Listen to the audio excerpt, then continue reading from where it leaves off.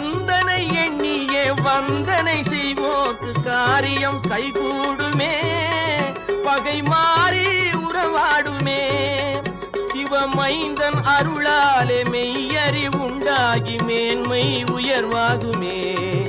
ஐயன் முருகனை கூப்பிட்டு முறையிட்ட பேருக்கு முற்றிய வினை தீருமே. முருகனை கூப்பிட்டு முருகா